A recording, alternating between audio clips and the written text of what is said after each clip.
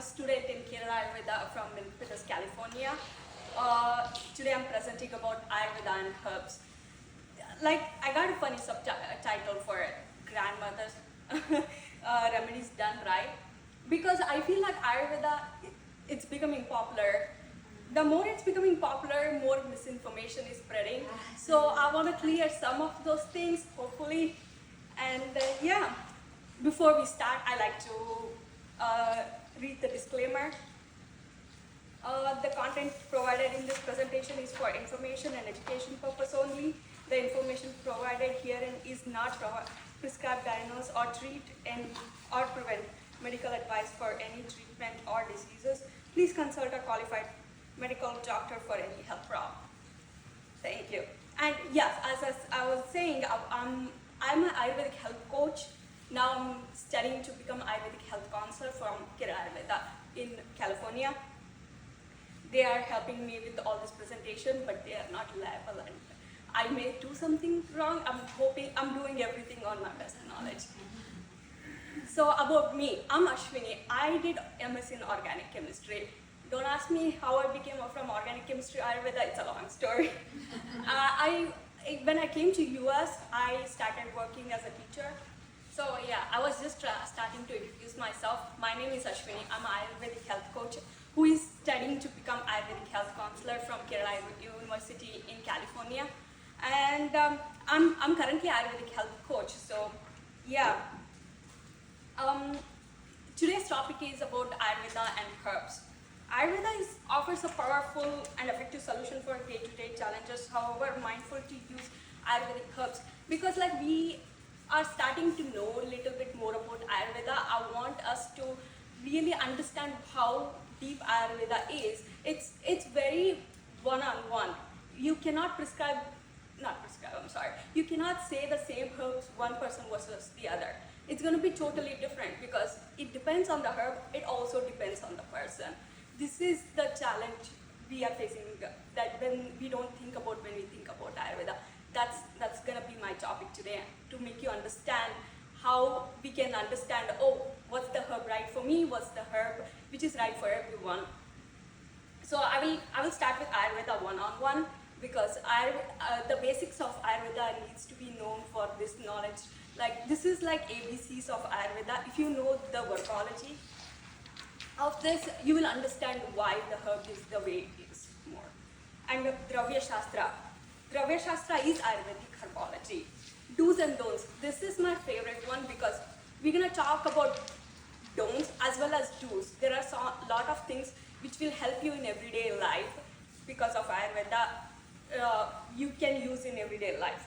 Q&A, the fun part. So before we start, I like to sing this shloka because this is my favorite shloka. We have 3 main books in Ayurveda. This is from one of the books. The Ayurveda is 5,000 year old, so this book is almost 5,000 year old book. So let's start the chanting, and then after that I will tell you what it means in a slight little paragraph. Ragadiroga satatanushaktan asheshakaya prasutanashesha autsukyamohan ratitan jaghana yo apurva vaidyaya namostu tasmai.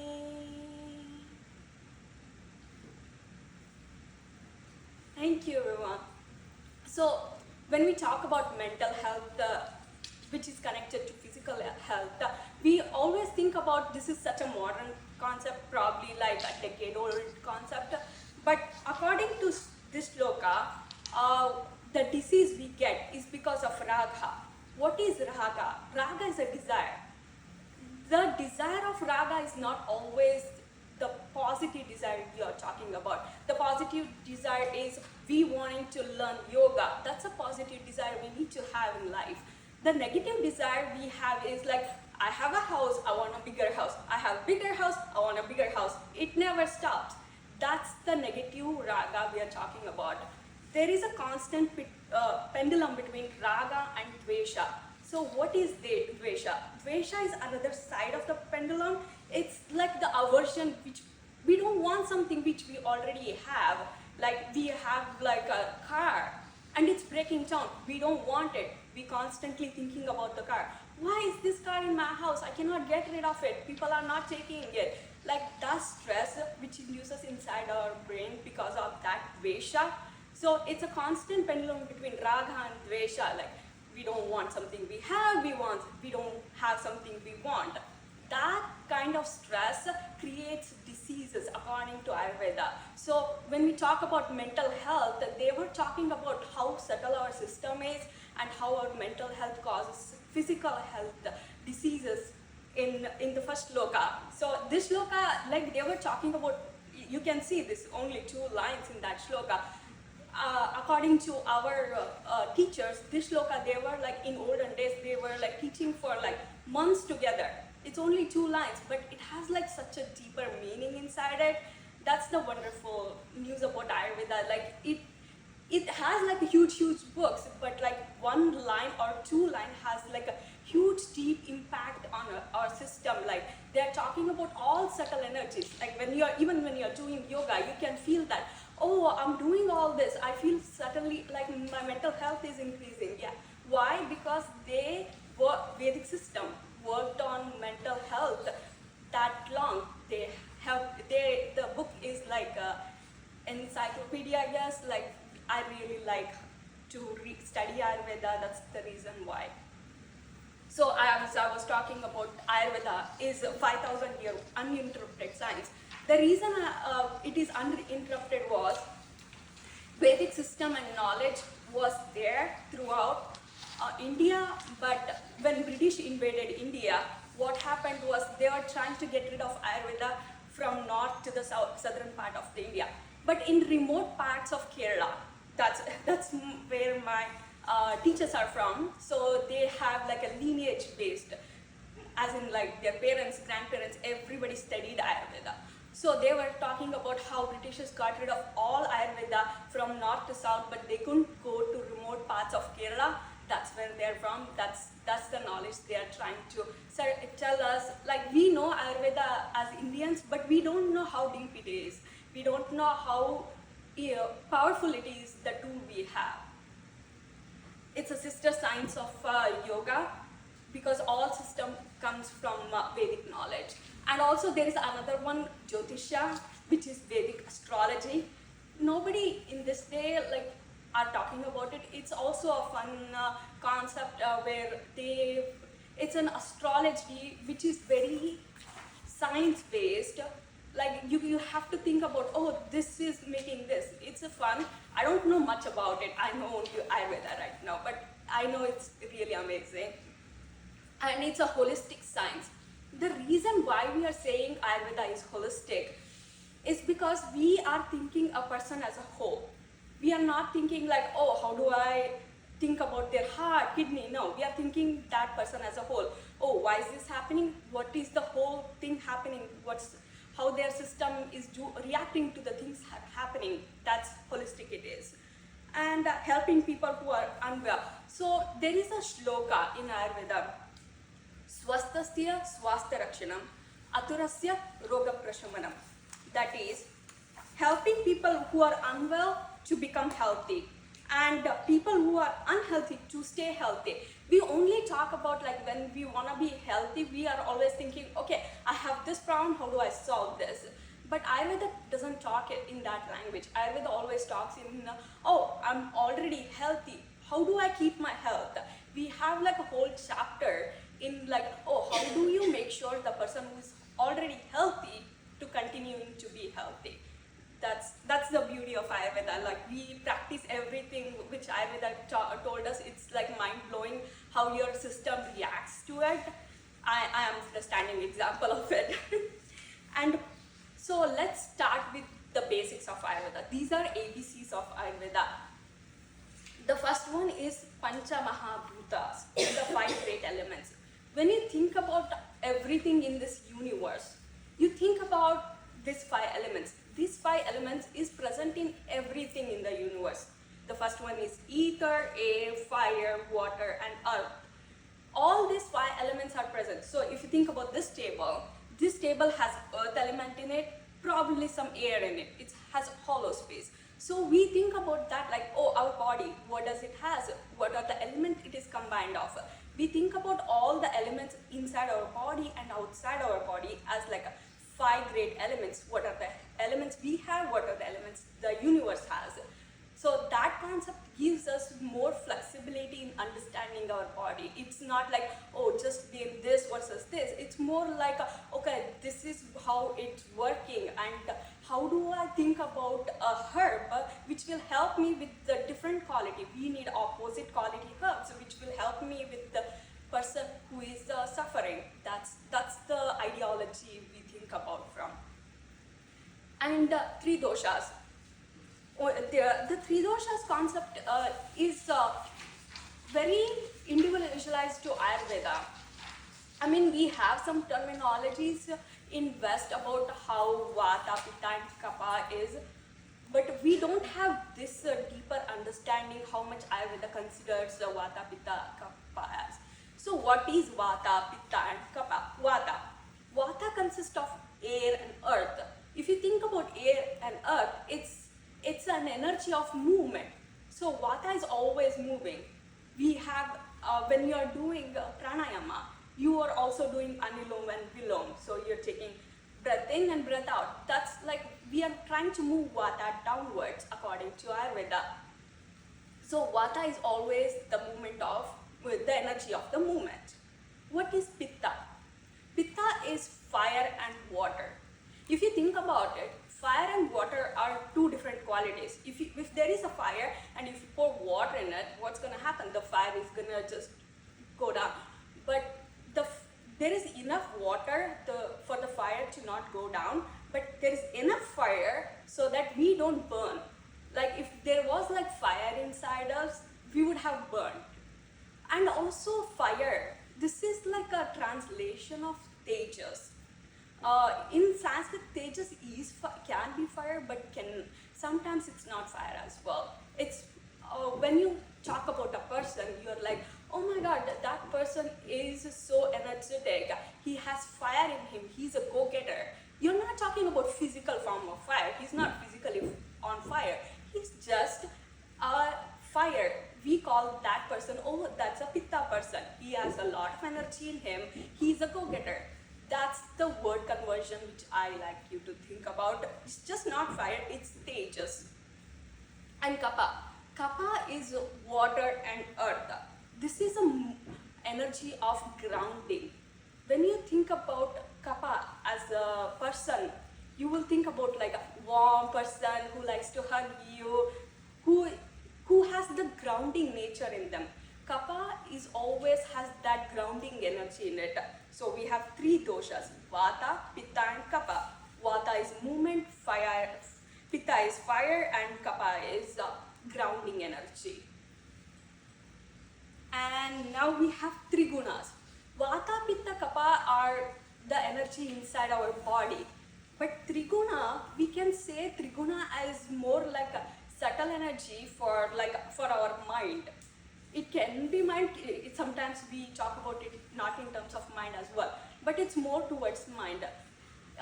Yeah, these are the same concept you learn when you're learning yoga as well. Three gunas, Sattva, Rajas and Tamas. So what is Sattva? Sattva is this middle point, which we have to think about. We need to be in this middle point, which is neither too on this side, on this side. So if you think about this side, it's Rajas. What is Rajas? Rajas is the movement of, Rajas is the guna of action. So when you want to get up in the morning and want to run, that's the Rajas in you making you get up. If you don't have Rajas inside your body, you're going to sleep all day.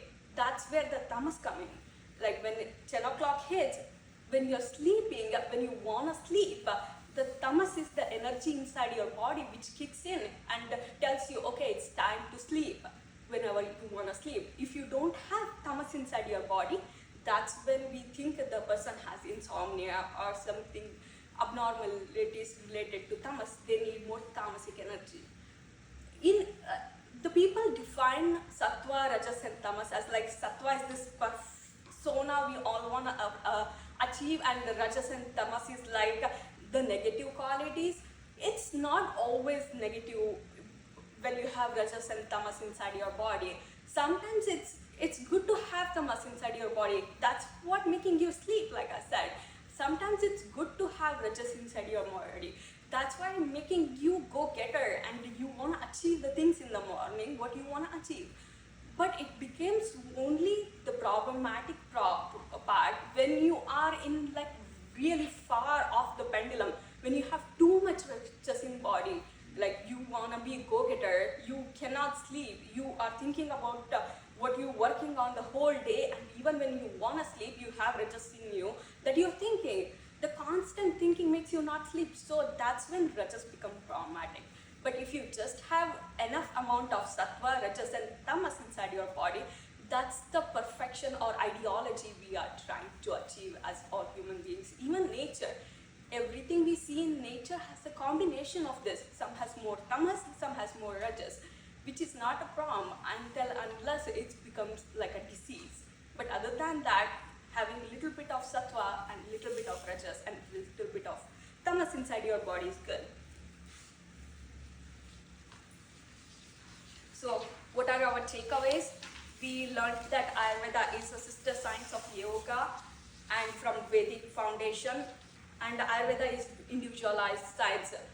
Ayurveda is very individualized in terms of like, even when we are like, oh, the herbs, when we are thinking about the herbs, we are thinking about this herb has these qualities in it. Does that make the person feel better or worse? Like if you want me to give an example, ashwagandha is like the famous herb right now on internet. If I take ashwagandha, I'm gonna be in really big trouble because the pitta, the energy of action which I was talking about, I have that inside me. But my husband, he doesn't have the energy of action. He has pitta inside his body, but not to the extreme that I have. So he has balanced pitta. He can use ashwagandha and he can be fine with it. He's not gonna have any problem. So yeah, that's when you're thinking about like, oh, these are the properties to these are the herbs, that's when the action comes in play. I mean, these all looks complicated. It's like when a person didn't see a car in his lifetime and you are like showing him, oh, this is a gas pedal, this is a brake, and this is a wheel, and this is a clutch. He's gonna say, this is too complicated, how are you doing it? But when you're driving from home to here, you didn't think about, oh, this is brake, this is clutch, this is wheel. You didn't think anything about it. The more you learn about Ayurveda, the more you realize you cannot memorize Ayurveda and learn it. You have to be naturally listening to Ayurveda from someone, and that's how you learn it. All the Vedic philosophy comes in that thing where the teacher was teaching someone that, oh, this is how it is and this is how it is. The constant teaching made them realize, oh, I understand it now. If you start memorizing it, you won't understand anything. So relax and like you will get it if you hear all these things a couple of times. Yeah, as I was saying, there was like we have to think about a person and the solution and the protocol. All these things are very important for us when you are thinking about Ayurveda. Drvya Shastra, Ayurvedic Herbology. Ayurvedic Herbology, it's a science of substance, their properties, qualities and action. Goal is to understand the effects of substance, aid maintenance of health and elevation. What effect does it has on body, what effect has on the lab. So Ayurveda doesn't think in terms of like this herb has like oh, this does really amazing on land, it will do same to my body. Because Ayurveda believes in we are not what we eat, we are what we digest. So what you digest inside our body is what Ayurveda considering. Ayurveda is not seeing humans as a physics. They are seeing every human as a biology. So they are thinking, that's why they are like, you are not you eat, but you are what you digest. When you can digest the herb, that's the herb which is right for you. If you cannot digest herb or even meals, if you cannot digest it, it's not for you. If you want me to give an example, like I have seen a video of a person from India. He was literally eating like a metal, iron, and then he was fine. Okay, and then like I eat a pizza, and then in the morning I feel sluggish. Why is that? Because Ayurveda thinks like what you eat, if you can digest, it's good for you. What you eat, if you cannot digest, it's not good for you. That's how it becomes very individualized. It's an individual science. So yeah, for herbology, we always think about 6 rasas, shad rasas. Shad rasas, again, the English translation of shad rasas are 6 tastes. But taste is, when we think about taste in English, we think about only what happens inside our mouth and how we taste it in our tongue. That's all we think. But shad rasas also, yeah. Here, if you see the bitter, you see bitter as turmeric, but turmeric according to Ayurveda is not bitter, it's astringent. It's a mistake. Why do we call turmeric, for example, if you take it, astringent, not bitter? Because astringent has the properties of like shutting the tissues down. Like in our household, grandma would be like, if I cut myself, they would come and put turmeric on that wound. It will immediately stop bleeding. Why did they have that knowledge? Why did they know that specific spice will stop bleeding in my hand? Because according to Ayurveda, astringent will shuts down everything we are doing. That's also important for us inside your body. So all this sweet, sour, bitter, salty, pungent, and astringent taste, all this taste combined, what goes inside your body, that will make us like satisfied with our meal. We cannot be satisfied if you don't have all this 6 tastes in your meal as well. I will give you some examples how to have like all six tastes in your meal. But that's what I was like trying to achieve. When you start trying to achieve that, like having all 6 tastes in your food, I stopped craving for sweets for a snack or anything for a snack. Like when I'm full, I'm focused. That's what became very amazing for me. Like I don't have to think about food. I don't have to crave for like, oh, I need chips. I need something to eat after my food. That doesn't happen for me because I'm making sure all 6 tastes is present in my food. That is giving me satisfaction in my food. That 6 taste is also we are thinking in terms of herbology. So the takeaways for herbology is just because it's herb doesn't mean it's good for you. So if you think about poison ivy, we all know as a society poison ivy is not good for you. Stay away from it. But that's how Ayurveda is. Like we know as Ayurvedic practitioners, we know that these herbs are bad for you. We understand like which herb is bad for you, which herb is bad for you. So Ayurvedic herbs are especially like that. For a given herb, Mahabhutas, Doshas and Gunas. These are the 3 things we learned. Pancha Mahabhutas, Vata, Pitta, Kapha and Sattva, Rajas and Tamas. We need to be considered all these things. One pill will not fix any problem. Like we think, like if I get a red pill from Matrix, I'm gonna be very amazing. I'm gonna be like a spiritual person. That's not gonna happen according to Ayurveda. You need to have like day-to-day, like we have like a dinacharya, ritucharya, all this like daily habits and all the habits which will make, according to Ayurvedic practitioner, will give you that stability inside you.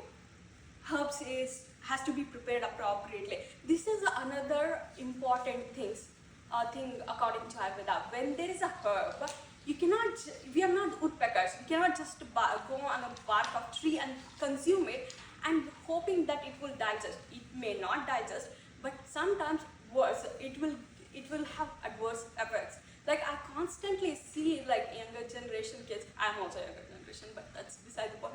But those people, like, they are taking herbs and then saying like, oh, the effect of this herb is like, I don't feel any feelings.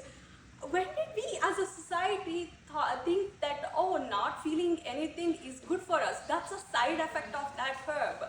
So we have to think, no, that's not really amazing of that herb. That's a side effect you're having, because pitta, like, when how we are as a society, I would say there's more than 50% of us have pitta inside us, either in balanced state or in imbalanced state. We have pitta inside us. So like, when we have that, we cannot take ashwagandha. They are taking ashwagandha and saying like, oh yeah, I'm feeling very like, I'm not feeling any of my emotions. Emotions are to be felt, and then like we have to realize, oh, these emotions makes more sense and these emotions doesn't make sense. We have to be analyzing them. We cannot just block the emotions and say, I'm perfectly fine. That's not how it's gonna work. Using Ayurvedic herbs, do's and don'ts. Yeah, ashwagandha, which I was talking about, this is like famous herb because I see it everywhere. In Costco, online, I get goosebumps because like, I know when somebody is telling you to take ashwagandha, how much precautionary step they would have taken before giving you ashwagandha. If they are like, we cannot mistakenly, like, if we had like one person thought that this person will have side effect on ashwagandha, we won't suggest that person. So like, that's gonna happen. Not advisable for everyone. It should be in decoction for, especially ashwagandha. When Ayurveda says herbology, we are not talking about take the whole plant and just blend it and make a concoction and drink it. No, like, this plant needs, the stem of it needs to be taken, or the root of this plant needs to be taken, the flower of this plant needs to be taken. There is like a specific things and specific way to make it, not just specific things. Specific way, as in like, oh, this needs to have this much water and this much powder in them, and you have to boil it for certain temperature for this much time. So we have the whole recipes written down for us, which is passed on from generation, and they tell us like, this is how it works for generation for us. That's how we when we think about ashwagandha, oh, this is working for this thing because we did all these things. If you don't know all these things and just to take that, good luck to you, it's not gonna work. So turmeric pills. Turmeric is very beneficial, there's no doubt about it. Again, turmeric is one of the herbs which I don't understand. There are like a lot of herbs which people can take as it is, but turmeric is not one of them. Turmeric needs to be like, when you're doing a chili, for example, you need to be heating oil and you have to put one teaspoon, not even a tablespoon, 1 teaspoon of turmeric inside for the whole day, and you have to saute it with oil. That's how you get benefits of turmeric. If you consume it raw, you will have like skin rashes because it's pitta, and it will start increasing pitta inside you. That's when skin rashes happen. The worst case scenario, the hair gonna start falling off. All those things gonna happen. So how we think about turmeric when we are preparing, as like for generations, we just take hot oil and then put 1 teaspoon of turmeric and then saute it. The best to get more of a curcumin, I think it is, the extraction, you have to add like little bit black pepper to it. That will increase the bioabsorption of the turmeric like 1,000 times. And yeah, cooking turmeric is important. Ghee is the best one if you want to saute it. I guess everybody knows about ghee. It's becoming famous now. I like it, but only 1 tablespoon of ghee for the whole day. We're not supposed to take more than that. It's good for us, but within that limit, 1 tablespoon of ghee per day. The second common herbs are triphala. Triphala is like getting out, like 5 years ago when I was in US, I never saw triphala anywhere in any store. Now it's like everywhere. Triphala is one of those herbs. It's an yes and no. Yes, for like external usage. If you have like, I have dandruff. Like if I make like a paste out of triphala and then apply it as like a mask, I don't have like a dandruff and my scarf becomes really clear. So that's amazing properties. Like anybody can do that. And also as a mouthwash, you can just take one cup of triphala and 1/4 of 1 cup of water to 1/4 pinch of triphala powder, and just leave it overnight. In the morning, just swish it and use it as a mouthwash. According to Ayurveda, it gets rid of bacteria inside your mouth in the morning. That's the amazing benefits of triphala. But if you take it inside your body, what happens with triphala is it's very drying in nature. So the drying property is vata. People who are taking triphala are taking for constipation issues. So what happens when you take drying, which is already has vata inside it, and then give it to a person who is already have vata inside it, you're gonna increase like vata like 10 times in their body, and they will have a whole dry gut. So initially it might work, but if you use it for a long time, it's gonna have its own negative side effects. But triphala is very amazing for like external users, which anybody can use it, which is not gonna cause that much problem. Amla powder. There is not many powder in Ayurveda which can be said anybody can use it, nothing gonna happen. Amla powder and dry ginger powder are the two powders which a lot of people can use it and they won't have any side effects. Amla powder, for example, it's an excellent herb. According to Western medicine, it's an excellent source of vitamin C.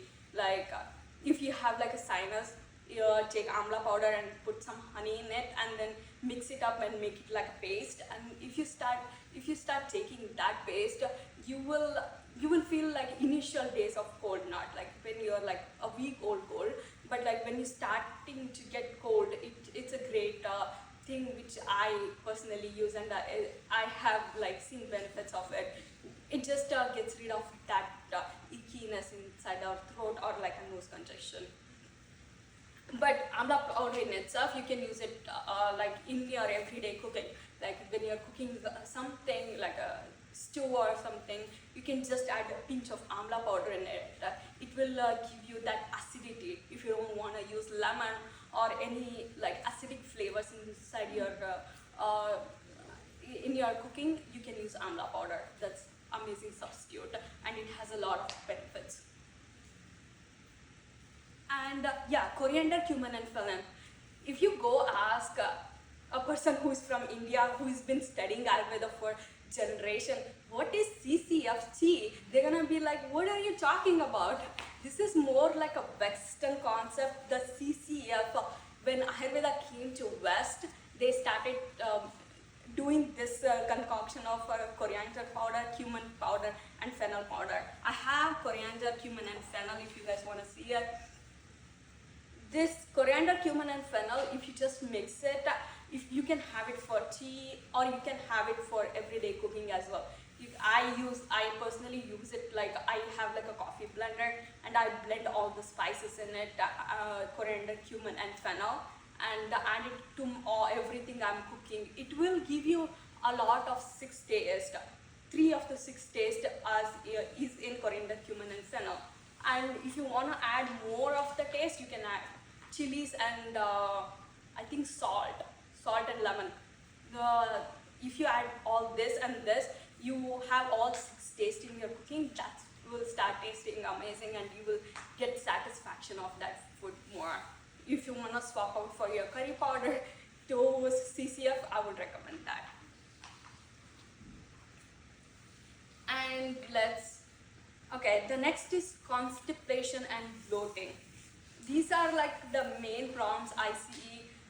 That's why I took a couple of them. Constipation. When we are thinking about constipation, it's always vata aggravation. Vata is it's an energy of movement. The movement is obstructed. Either you have dry colon, that's what they say, or if there is something happening which is an issue of vata. That's how constipation happens. The dryness, what's dryness. The food we think about dry foods, we can think about chips. It's light and airy. It has vata qualities in it.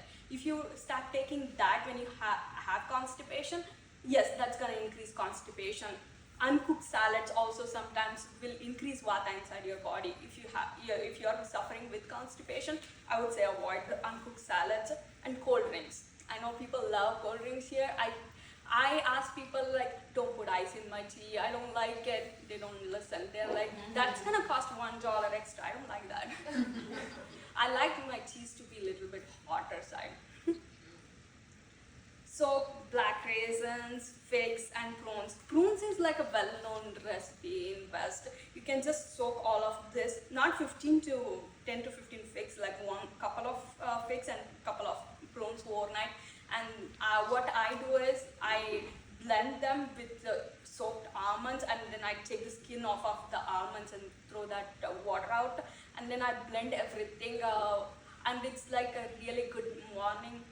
I won't say smoothie because smoothie is very heavy, but this is very light and it will increase all the tejas and ojas inside your body, which we need to look glowy and presentable. So this is what I with like black raisins, figs and prunes. You can skip out on figs and prunes if you don't have constipation. I would swap it for like dates, soaking like 4 at the most dates overnight and then drinking it in the morning. Stick to food, spices like dry ginger. Dry ginger, again, it's an amazing spice. I drink dry ginger like almost all the time because I really like how I feel. Like if you eat something heavy like a pizza and you want to feel light, you can drink a dry ginger with lemon tea. You can get dry ginger from Amazon. It's really accessible. So dry ginger powder, and if you want, you can boil it with the dry ginger, or I just add hot water to dry ginger. That also works sometimes.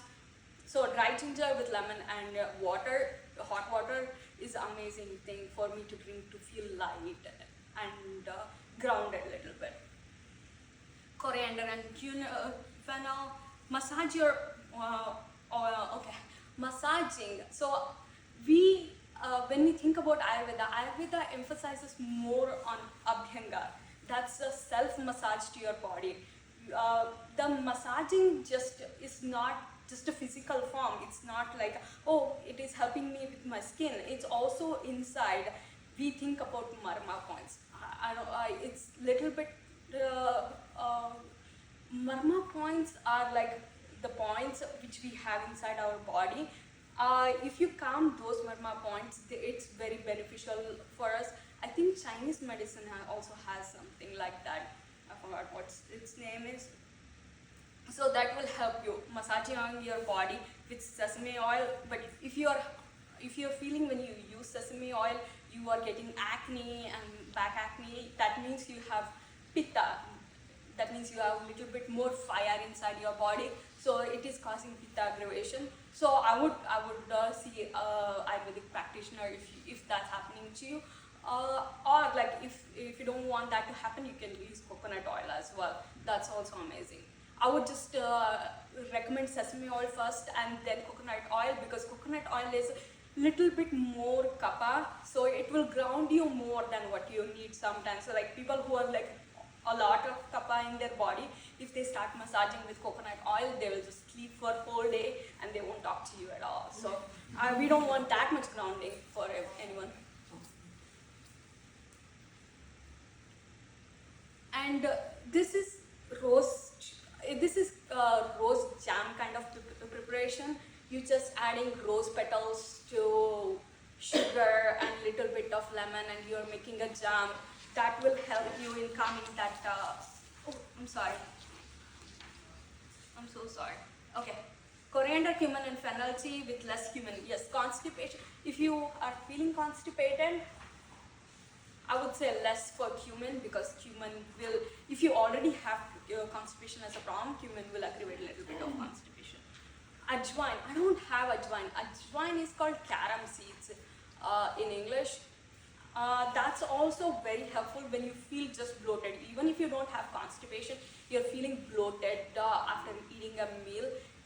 The carom seed, you can get them in Indian stores nearby, or you can get them online. I like to support small business, mom and pop shop, if I can. That's also amazing spice if you are feeling bloated. Like some people, like Indians, put the ajwain seeds when they're deep frying anything. I'm sorry, it doesn't work like that. But if you just chew ajwain, when you feel bloated, it will really help you. Acidity. For acidity, if you think about acidity, it's the vata. The movement should be from top to bottom. But acidity is making the vata going from bottom to top. That's why you're feeling all the acidity feeling on your throat, because the air is flowing in the opposite direction. And also it has pitta in it, because if you are feeling that acid nature of your stomach digestive fire, that's what we call it. So that means like there is a pitta involvement in it. Acidity is what we call as a vata pitta aggravation. So spicy food, I mean, this is like a no-brainer, right? Like when you are feeling acidity, you cannot have spicy food. Spicy food is like a really big no-no if you are having pitta issues in the body. And sour foods. Sour foods are also causes more of the acidity feeling inside our body. And warm spices, coriander, and massage with coconut oil. If you have more pitta inside your body already, warm coconut oil. I say warm because if you start putting cold oil on the skin, it's like a big no-no according to Ayurveda. Warm oil will help you soothe you down, ground you down. That's what we are trying to do. Like we have a lot of vata inside our body, the energy of movement. We are trying to make sure that vata is going down, and we are feeling more grounded and ready for the whole day. If we have more vata inside our body, as soon as we get up, like we are like, oh, I need to do that, I need to do this, I didn't finish that, I didn't finish this. That's what the thought comes in our. When you're grounded, you just take one task at a time.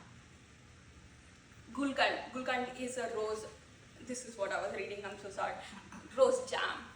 You just have to take rose petals. You can get organic dry rose petals from Amazon and then mix them with the sugar and little bit of lemon. That's how rose jam gets prepared. There are some gulkands on Amazon. I don't know which one to trust at, so if I can, I would make that at home, or I would try seeing if we have something in Indian stores as well. Sleep disturbances. In sleep disturbances, we already know we don't want to use gadgets before our bedtime. That will increase vata inside your mind, especially TikTok. When we are scrolling through a lot of TikTok, Instagram, and YouTube, we are aggravating vata, and sleep disturbance will cause more causes that. Same, warm oil, like you can do warm oil massage even you're healthy. That's like dinacharya, daily practice, which anybody can do it. That will help anybody to be more grounded as well. Chamomile tea, passion tree, rose tea, rice, rinse eyes with the morning in before the after bed, warm milk with nutmeg. Warm milk will ground you down if you are not if you are having sleep disturbances. That's like more reducing you, more pitta imbalance in you. So we are trying to ground that, giving more tamasic energy. Warm milk is more tamasic in nature. That will ground you down and make you go to sleep. Turmeric, nutmeg powder will help you that. And fever, cold and congestion. Fever, cold and congestion. When you are having fever, I know like we want to go get everything. We want to be like achieving everything, even though we have fever and cold symptoms in our body. But according to Ayurveda, you need to rest and relax. And if you can, you have to do langana. That means fasting, not starving, fasting. Like if you're feeling like eating, you can start eating. But if you're not feeling like eating, you're not supposed to take anything when you're feeling fever. So rice porridge, mung bean porridge, like any porridge, just add a lot of water to mung beans or rice, like 1:8 ratio.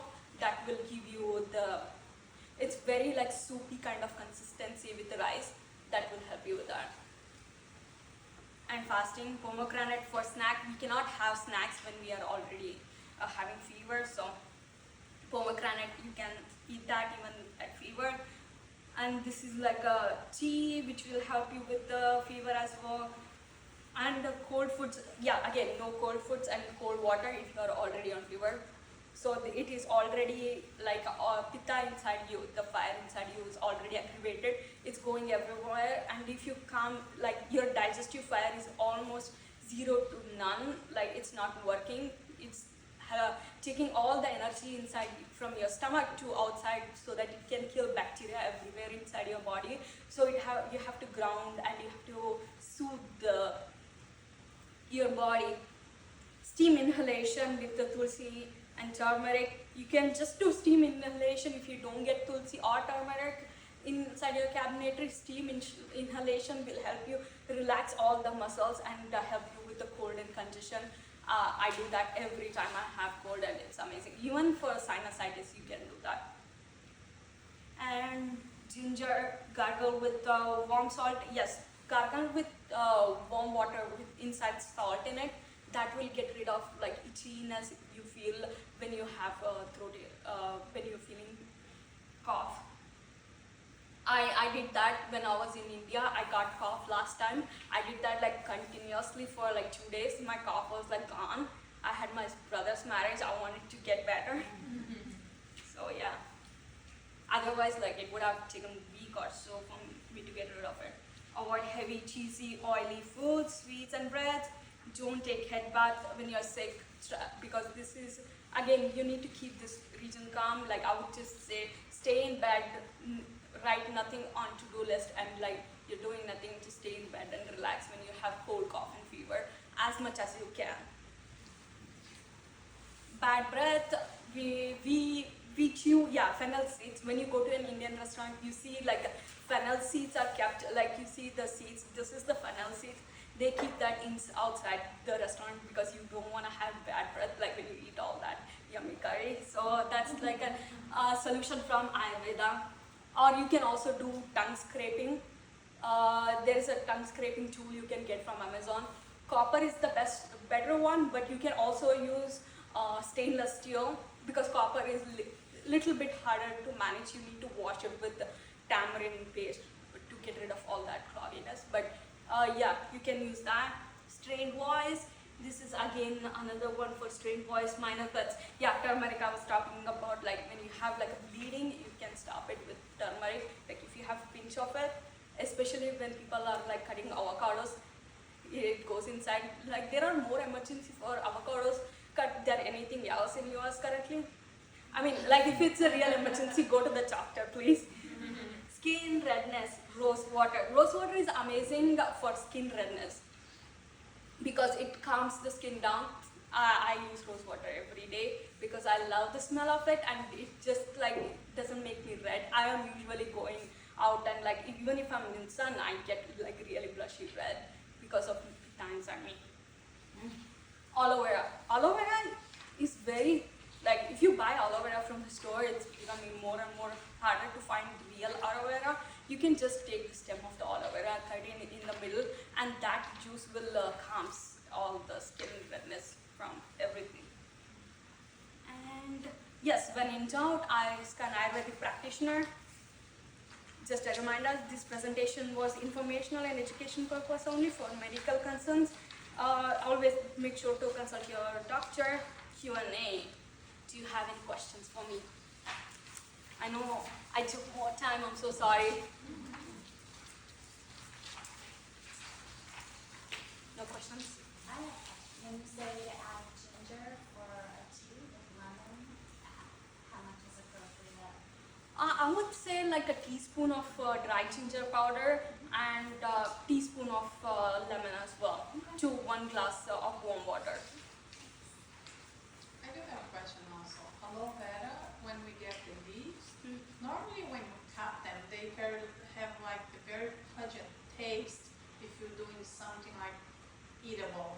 How can I get rid of that that juice that comes from the aloe vera before you use the gel? Yeah, Are you talking about consuming aloe vera? Yeah. So yeah, consuming aloe vera we in Ayurveda consider it as getting your system clear. So if you are eating aloe vera, there is a great chance that you will have diarrhea following day. So Normally teas or juice, aloe vera juice, that's very Yeah. common in my country. So, but then when it's fresh, like when you get it from the garden, it has the dewiness inside it. Yeah. Yeah, what I do is I wouldn't Ayurvedically, I wouldn't recommend taking aloe vera as is. But for hair and face, aloe vera is great. I would just cut that in the middle and scrape everything out to a ball and I blend it.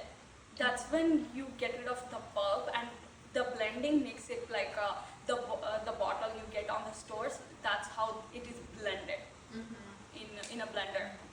It becomes frothy and watery more. Yes. This is kind of a specific question, but I've tried the warm milk with nutmeg at night to help sleep, and I found it really does help me sleep. But I've also heard too that eating food and eating meals earlier to fully digest before bed can also help you sleep, which I've also tried. Finishing dinner at 6 or so, it helps. But how do drinks play into digestion? Having kind of milk before bed Milk. cause digestion to ramp up again, or where does that go? Yes. So yeah, like what we understand from Ayurveda perspective is the digestive fire. We are making sure we eat 3 hours the minimum before we go to sleep. Like 7 o'clock is, if you want to go sleep at 10 o'clock, 7 o'clock is the cutting point we are thinking about. But milk in general is not like making the digestive fire go down that much, but it's also making sure you don't feel hungry. When you have insomnia, we call that pitta aggravation or pitta imbalance. You have the energy of the fire inside you that is making you not sleep. So you already have a lot of digestive fire inside your body, which can help calming little bit digestive fire down, not so that it will just cut it off or shut it off. We don't want to shut it off when we are sleepy, but we want to calm it down. If you are sleepy and if you are hungry, a lot of times people cannot sleep. So what we are doing is we are making sure you don't feel hungry while going to bed, but also not cutting the whole digestive fire, so that you are in, that's the balance we are looking for.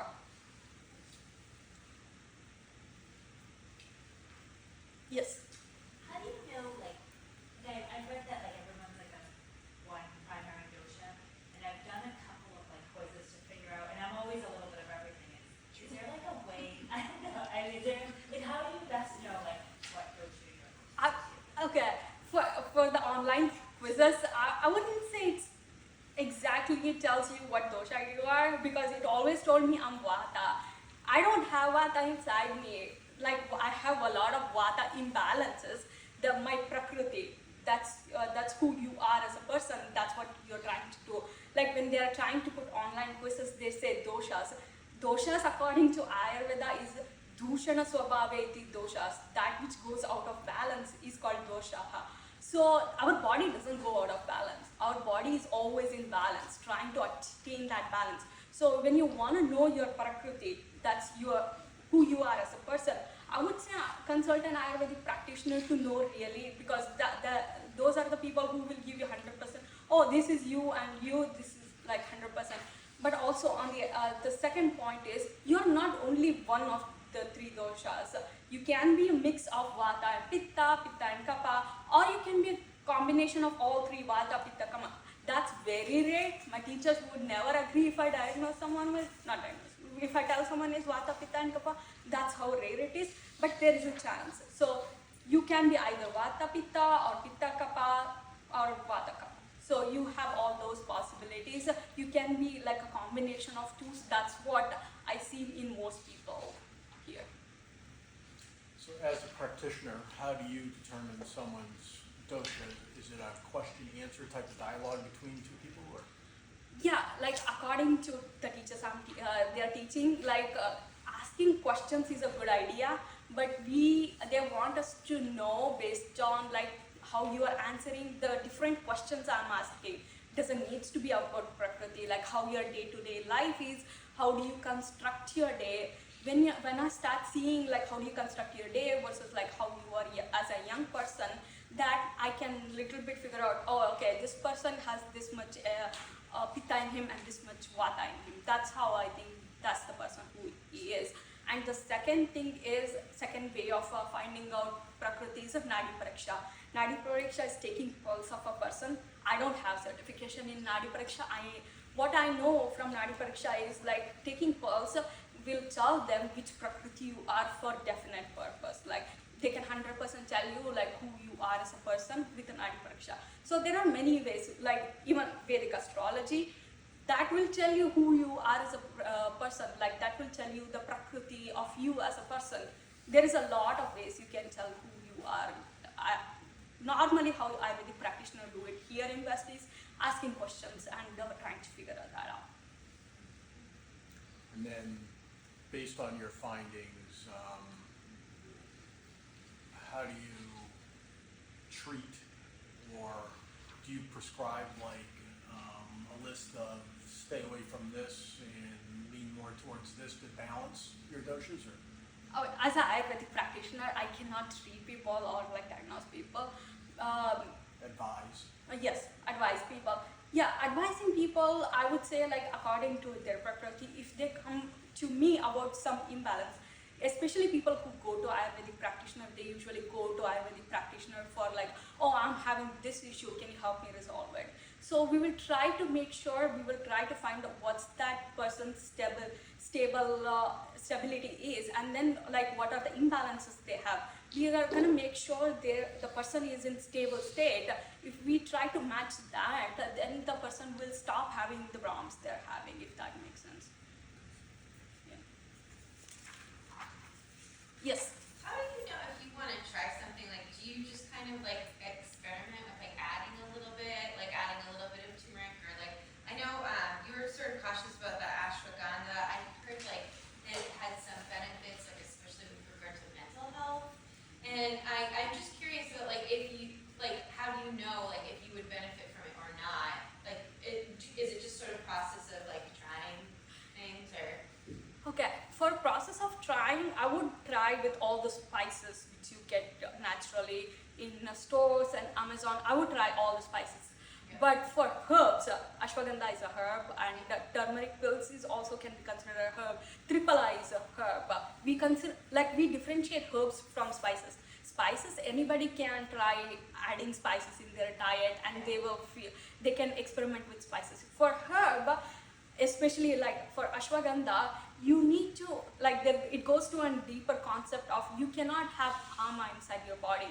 That's like a prerequisite for ashwagandha. Ama is like a toxin. It doesn't have to be a physical toxin. It can be mental toxin. Like when you say depression, anxiety, all those can be ama as well. So if you have those toxins, we won't say that person can easily take ashwagandha and get away with it. You cannot have those ama inside your body. So I would not experiment with ashwagandha unless Ayurvedic practitioner tells you to do it. But spices, yeah, you can do all the spices and you will be really good for it.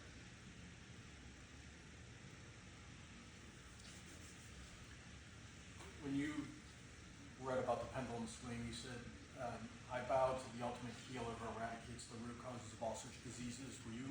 Is the ultimate healer ourselves, or is it a Hindu deity like Shiva or someone? Or like?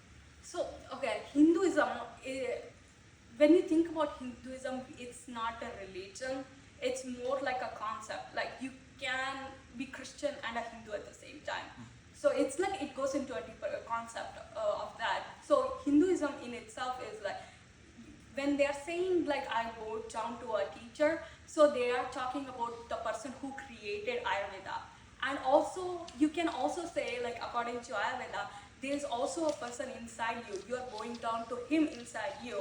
So it depends on who the person who is taking that as. You can take it as a person who created Ayurveda, you are going down to that person, or a person inside you as well. That person, people call it placebo effect, but we call it like we all already have a person who is sitting inside us, who is helping through navigating everything within the realm of what we can do. So it's both ways.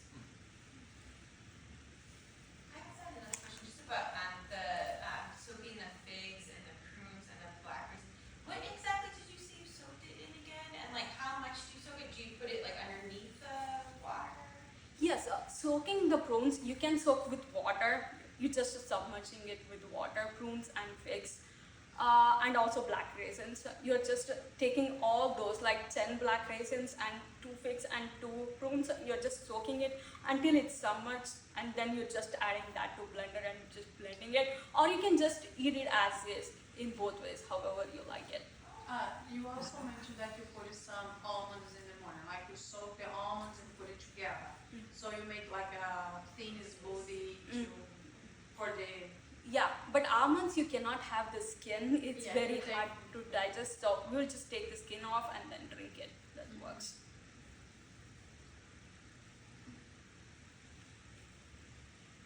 That's all the questions. Thank you so much. And we have the references of the books which help me with all this.